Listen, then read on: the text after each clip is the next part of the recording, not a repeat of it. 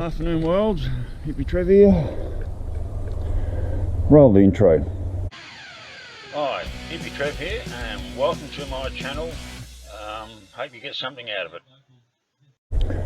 Okay, well, so it's been a pretty full-on week up here in the last week, having Joe moving out, and a couple of days ago the truck rolled in. I think it was about 6 o'clock, right on dark, and Mark and ex-boyfriend Bailey came, and we spent 3 hours loading the truck, and I was absolutely exhausted after that. And then we lit the campfire, or the pit fire there, and wheeled the barbecue out, and I cooked up sausages and shit for absolutely everybody. So Jo's gone. She has gone. Sandy's taken over the house. House is pretty empty. I woke up the next day feeling just sad, just completely sad. I just like, wow, my best friend of 5.5 years is no longer here. But anyway, so that was a couple of days ago. Starting to clear up the backyard. That's leftover firewood. Cleaning up around the chook pen and all that. Cleaning up the backyard. Sorting out my timber pile. It's all the stuff for the tip. And just making the place a lot neater than it used to be. So, and now, and of course I buggered my back and I buggered my knees.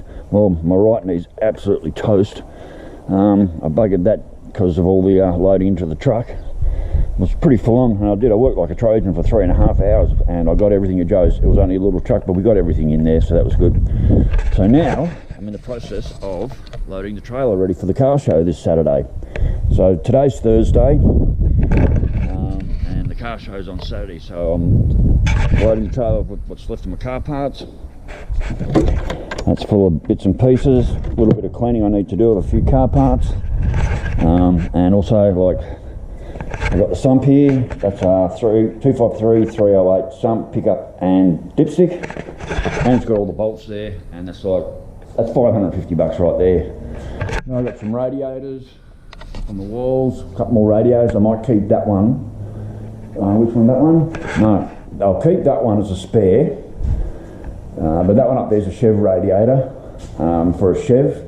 Fits straight in. That's a 6-cylinder radiator. Also got some grills, glove box, shitload of steering wheels, and these tubs I got from Kimmy at the hardware. They are awesome. I've got these.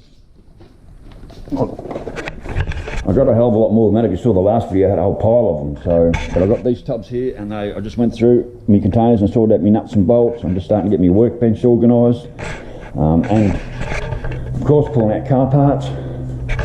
I've got a HT grill up there, another radiator up there. I'll take the swag, and I'll take this military gear along with me. I'll take that on. I'll load that into the car. I don't want that being on the trailer. I'm certainly down on parts to what I normally have, but I've sold off just about everything, and hopefully I can clear out the last of my parts. My new GoPro mic extension box hopefully will be here tomorrow, because I will be filming at the car show. I usually roll in about 5 o'clock in the morning, set up, and by 11 I'm usually sold up and gone. I may do a walk around the car show and film a few of the cars there. Normally by the time it gets to 11 I've had enough, and I've packed up everything, and I'm on the way home with cash in my pocket. So that's sort of the plan at the moment, and see how that goes. Actually, the last car show was when my friend was there, and she got really sick, and I had to go and rescue her out of the toilet, so I had to pack up and get out of there, and I didn't get a chance to film anything. So hopefully this time I'll be able to get around and film a few of the cars and everything there. So and Verge, I'm going to work on that in the next couple of weeks. I actually plan on coming home, and like I remember when I said the other week I was going to put the car and bike in the Naughty corner. Well, I didn't, because I just had too much to do, and there was not enough time to allow for that time frame needed to be able to get back on the road and driving again. But I'm thinking after Saturday I'm going to come home, because it's just been so hectic with everything going on. Joe leaving, Sandy taking over, losing my riding partner, which, believe it or not, losing my riding partner did really affect me, and the way that all went down. But we won't go any further into that. But you get out the other side of it, and you start putting your life back together, which is what I'm doing. And I'm just like, and Well, and it's just been a couple of weeks of full on, and I really need to sit back and take a little bit of stock. I haven't even been on my bike. I can't remember the last time I rode my bike, actually. It's been too long. Actually, yes, I do. It was last week when I went out, and after I dropped it in the bottle shop over in Childers, and I took it out a couple of days later and found out the battery was buggered. So the last time I rode the bike was over a week ago. It hasn't even been started. I might even just chuck the battery on charge. And Virgil, I started it the other day, but basically it hasn't been ridden for a couple of weeks. It seriously needs to be ridden around. It's good to go. So I've got a friend who's got a list of a few mobile roadworthies that actually do motorcycles. So Virgil's ready. It's roadworthy. It's ready to go. All the tyres are good. All the brakes are good. And I've done everything that needs to be done. That is a roadworthy bike ready to go. So I'd like to put at least 6 months reg on that, ride it around for a while, and then I'll probably will sell it off. I'll probably get about $3 for it the way it is at the moment. And then, as time goes on, I really want to look into rebuilding the motor out of my bike that blew up. I have a number of a bloke in Bundaberg, apparently he does rebuild the bottom end cranks on these bikes. So, I mean, you know, it's still got this, that's a pretty stuff. So apparently he knows how to build it. I'm not taking this apart any further than where it is right now. So I'd like to hand that to him. But, you know, even having that rebuilt, you know, I still need like $3 for that. So, yes, I'm filming in 4K now. The last video I put out, I was bragging about how I was filming in 4K and everything was so good. And one guy come back, one of my subscribers come back and said, it didn't look 4K on the video. And I thought, well, I better go and check my camera settings. And he said, maybe you should recheck how you upload it. And you know what, he was dead right. I did not load it in 4K. I uploaded it to the internet in the lower format size to make the file smaller. So yeah, mate, when you said did you upload it in the maximum, you're dead right, mate. I did not. So hopefully when I put this video out, it'll be loaded up as 4K, filmed in 4K and loaded as 4K. I know the new laptop can do that. My Dodo might not be fast enough to upload it, so I might have to hotspot off the phone to do that one. I don't think this is going to be a very long vid anyway. So, okay, I just want to put something out. So it's Thursday today, car show's in 2 days. And like I said, it's been a hectic 2 weeks, but the last week in particular with Joe packing and moving and full on, it's just been full on. And, you know, I did injure myself again. Back on the Targents because I've done my knee. Well, my right knee's absolutely shot. It's in agony. I can barely get up the stairs in the bus, and my back's in absolute agony as well. And I've got all these car parts, and then I've got to manhandle and get ready to put out to the show. And yep, it's my next door neighbour. See all that stuff? That's bindies. I have bindies coming up in my yard here, all because next door is too lazy. All that stuff you can see there, all that highlighted green, they're mats of bloody bindies. And what happens, the wind blows, bindies in my yard. And they were coming in, creeping along the fence line there. Of course, when Joe had her dogs there, they'd come down here, they'd sit down here, pick up the bindies, and the whole front yard. I've just spent the last 2 days, actually I've spent the last 3 days spraying my yard every day to try and knock these bindies off. Now, we had a little bit of rain the other day, but it was bugger all.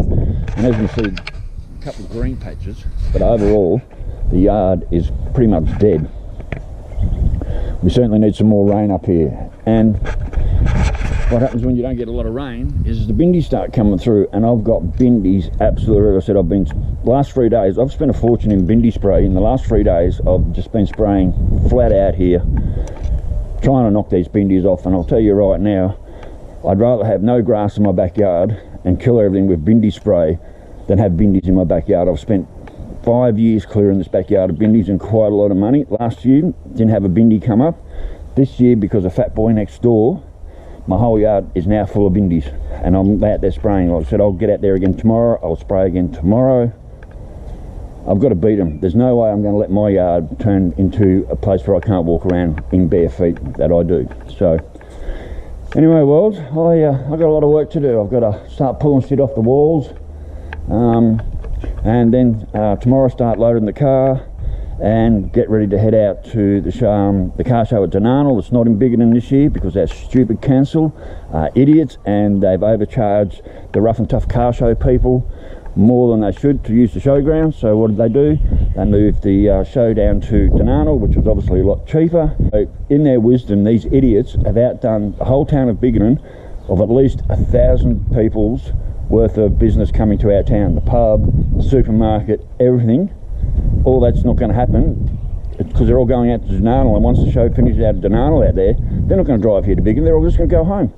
So council, they're idiots in their wisdom who overcharged the Rough and Tough Car Club so much money to use the showgrounds. I mean, we even had a burnout pad there, but they've stopped doing that because of insurance. The car show we didn't have last year, but the year before was definitely down on numbers because the burnout comp wasn't on. Well, there's going to be no burnout comp out at Dunarnell as well. It will actually be interesting to see what numbers we do get out there as far as cars, people, traffic. I normally do pretty good selling my car parts out there, normally. This year, who knows what's going to happen anyway. So anyway, I better get my shit together and start loading all my car parts up and getting my load all strapped down. So I need a ride really badly. I don't know when I'm going to get on the bike. Like I said, I'll get home from the car show on Saturday afternoon. Seriously need to put the bike and the boat in the naughty corner for at least 2 weeks, and just, you know, I just need to settle down and take stock of what's going on. Oh my god, it's so windy. The flag up there has completely wrapped itself around its own flagpole. Look at all, I don't know if you can see all those leaves going everywhere. At least it's warm, but it's windy. I had a gazebo here. There's what's left of the gazebo. Well, 2 days ago, the wind picked the gazebo up and tossed it into Fat Boy's yard next door there. And there's a big hole in the top of the tarp roof. $100 gazebo, pretty much trash now. So anyway, well, as I said, I better get my ass into gear and get some work happening. Yeah, at least I've got all day tomorrow to pack the car. So anyway, stay safe, keep your knees in the breeze, and I'll catch you out at the car show. Later, bye.